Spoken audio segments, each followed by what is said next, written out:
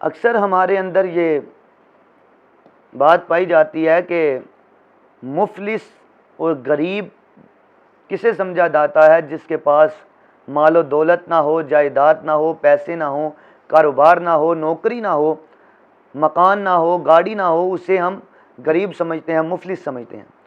لیکن عند اللہ اور عند الرسول مفلس کسے کہتے ہیں؟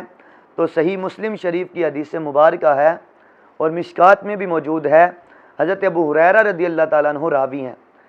ایک دن نبی کریم صلی اللہ علیہ وسلم نے صحابہ کرام سے فرمایا کہ صحابہ، میں تم سے ایک سوال کرتا ہوں، من مفلس من امتی، میری امت میں سے سب سے زیادہ غریب بندہ، مفلس بندہ کون ہے؟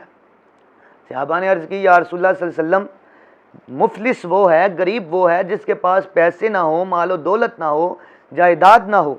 نبی کریم صلی اللہ علیہ وسلم نے ارشاد فرمایا، نہیں صحابہ، میری امت کا غریب، میری امت کا مفلس وہ نہیں جس کے پاس پیسے نہ ہو، مال و دولت نہ ہو، جائیداد نہ ہو، مکان گاڑی نہ ہو، کاروبار نہ ہو۔ یا رسول اللہ صلی اللہ علیہ وسلم، پھر آپ کی امت کا سب سے زیادہ غریب بندہ کون ہے؟ مفلس کون ہے؟ سنیے میرے نبی کا فرمان۔ میرے آقا فرماتے ہیں کہ میری امت کا سب سے زیادہ غریب اور مفلس بندہ وہ ہے جو قیامت والے دن اس حال میں آئے گا کہ اس کے پاس نمازیں بھی ہوں گی، روزے بھی ہوں گے، زکاتیں بھی زکوٰۃ کی نیکیاں بھی ہوں گی، حج و عمرے کی نیکیاں بھی ہوں گی، صدقات و خیرات کی نیکیاں بھی ہوں گی، تمام نیکیاں اس کے پاس ہوں گی۔ وہ تمام ان اعمال کی نیکیاں اپنے نامہ اعمال میں لے کے قیامت والے دن آئے گا، لیکن بدقسمتی سے اس نے دنیا میں کسی کو ناحق گالی دی ہوگی، ناحق کسی کو مارا ہوگا، کسی پہ ناحق تہمت لگائی ہوگی، کسی کی زمین پہ قبضہ کیا ہوگا، کسی کا مال غصب کیا ہوگا، کسی کو ناحق قتل کیا ہوگا، خون بہایا ہوگا، کسی کو مارا پیٹا ہوگا۔ تو میرے آقا فرماتے ہیں کہ ان میں سے ہر ایک مظلوم کو اس کے ڈائے ہوئے مظالم کے بدلے میں اس کی نیکیاں منتقل کر دیں۔ وہ کیسے؟ اس مظلوم کو بھی بلایا جائے گا جس پہ اس نے دنیا میں ظلم کیا ہوگا، جس کو مارا ہوگا، گالی دی ہوگی، جس کا مال کھایا ہوگا، جس کو قتل کیا ہوگا ناحق، جس کو مارا پیٹا ہوگا، جس پہ تہمت لگائی ہوگی، جس پہ ظلم کیا ہوگا، اس مظلوم کو بھی رب بلائے گا۔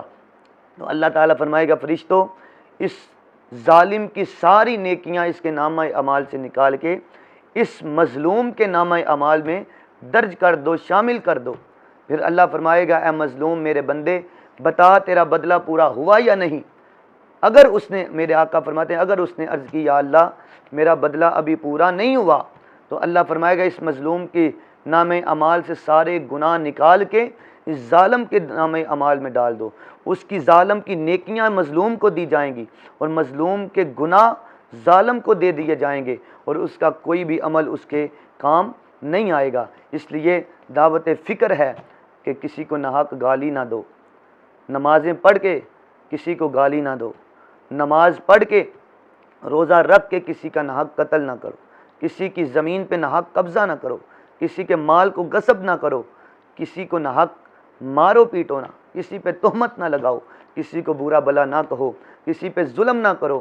اگر یہ کام کرو گے تو قیامت والے دن ساری نیکیاں ہونے کے باوجود میرے نبی فرماتے ہیں سب سے زیادہ مفلس وہ بندہ ہوگا، سب سے زیادہ غریب میری امت کا وہ بندہ ہوگا جس کے پاس یہ تمام نیکیاں ہونے کے باوجود اس کی کوئی نیکی اس دن کام نہیں آئے گی۔ اللہ تعالی ہمیں ان تمام برے کاموں سے بچنے کی توفیق عطا فرمائے اور لوگوں کا احساس کرنے کی توفیق عطا فرمائے۔ وما علینا۔